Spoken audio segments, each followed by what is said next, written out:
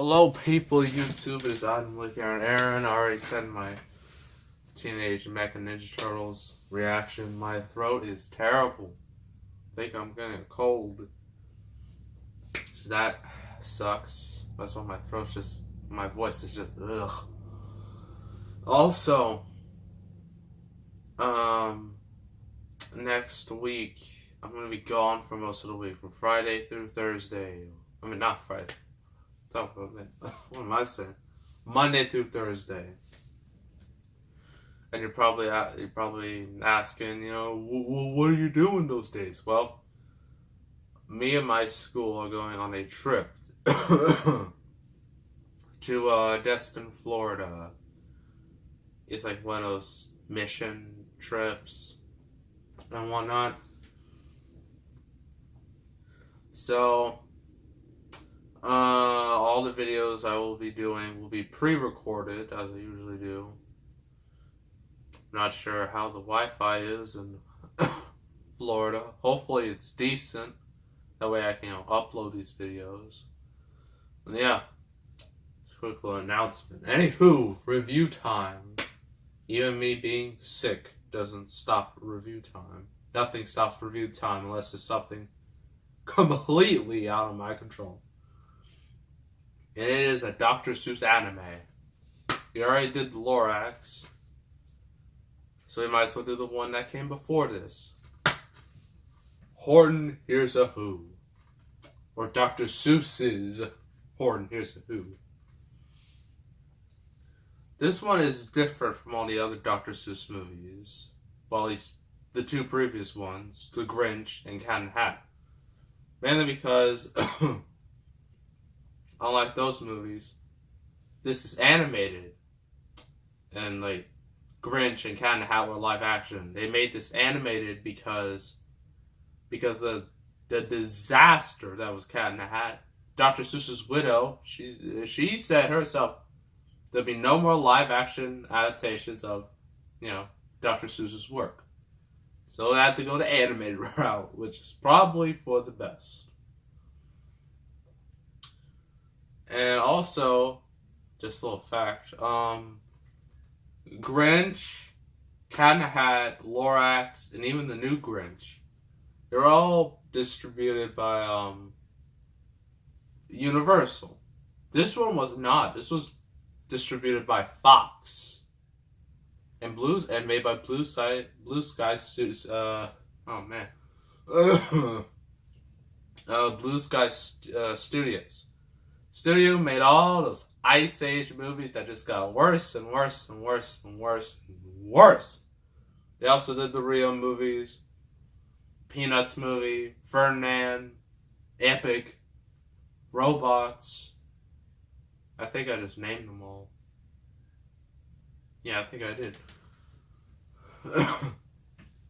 So yeah, their reputation is just on not great, but not terrible. So they made this. So if you don't know the short story of Horton Hears a Who, it's about an elephant named Horton, voiced by Jim Carrey. He's very in this movie. He's very eccentric. He's very, what some people will call weird. He also has like his best friend Morton, the mouse, voiced by Seth Rogen. And yeah, he's like I forget what it was called. He was like a teacher, I think a nature teacher. He's like teaching like all these kids about certain things. One of them has eyes that if you stare into them, they will take your soul. And she does a weird thing where she's just like, and it just goes away. And I'm like, hell, I can't explain that even if I tried. So Horton's just doing his thing, and then because of his gigantic ears, apparently, he can hear really good. And he hears this tiny, and I mean tiny, little speck. And you think, it's a speck. What good is it? Well, and this speck is a whole world called Whoville. And there's a whole society on this one little speck. Horton, is the only one who knows. Everyone else just doesn't really believe him, or they're just kind of going with it. The Horton has to deal with this kangaroo mom, who is basically what a child would describe as a regular mom, at least in their eyes. Just mean-spirited, a bit cruel, a bit over everything. The type of mom that kids hate, or loathe, or just don't like, period. So let's deal with her. And so Horton, finds this speck, and then, as I already said in the spec, main character in there is the mayor of Whoville, voiced by Steve Carell. He has his wife, his 96 daughters, I think. It's in the 90s. How they were able to have, and one son. So it's basically like the Loud House times 7, 8. How they were able to have that many kids to begin with, I don't know. And I don't want to know. But, all his daughters, his oldest kid, the only boy in the family, Jojo, he's supposed to be the next in line for the mayor, because you know how it is. But, he doesn't speak, mainly because it doesn't specifically say it in the movie, but I'm looking up Wikipedia, because you could always trust Wikipedia. No, don't do it. Don't do that. If you're writing a history paper, please don't go to Wikipedia. Horrible idea. And plus, you'll get a 0. I mean, not like I've done it. Just a little fact. Apparently, he just doesn't want to disappoint his dad, doesn't want to, say anything out of line, so he's just kind of to himself. So, yeah. Horton and the mayor of Whoville, they eventually, talk to each other, and, for the mayor of Whoville, he has to use, a gigantic thingamabob, a little hearing aid. I shouldn't say little. Well, it's little in their world, in our world, but in there it's ginormous. And to hear Horton and talk to them. So the two talk, a little bit and whatnot. Horton tells him, you're just a speck in the air, so you're just floating around. And so eventually, the whole plot is Horton has to get this speck. He puts it on a little flower, that way, doesn't go anywhere. Let's take it to a mountain. I forgot what it was called, but it's a mountain where if you put the speck up there, it'll be safe from any harm, right? And so Horton is on his little journey, but Miss Kangaroo Mom, she's like, "You're crazy." I mean, anyone would call him crazy. I mean, he thinks a speck has a whole society in it. I mean, who would believe you? Imagine this, I don't even know. Just in the air, find this little. I think this was in the Grinch movie, where there's a snowflake. And then, in this snowflake, it was, the whole city, I think. Maybe it's just the opening. It's confusing. Any sorry about that. Excuse me. Anywho, yeah, it's just like if you just looked up in the air and you just saw this tiny little thing from a flower, and you thought people were on it, and you started talking to it, everyone would think you're insane, and they would put you in an asylum because no one would believe you, or they would mock you or meme you. This was long before memes were ever invented, so I think they were invented, but they weren't as frequent as they are now in today's age. So Miss Kangaroo Mom, she hires like this vulture to take down Horton, stop his quest. So yeah. That's basically the whole movie. I'm not going to spoil the rest of it because that's kind of cruel. So, yeah.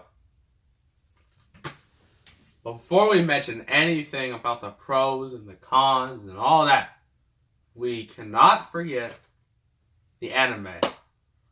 You're probably all confused why I call this an anime. I mean, I called The Lorax an anime. I called Space Jam my favorite anime. B-movies an anime. Cory in the House. Jimmy Neutron, Shrek. I'm missing any. Is there any in here?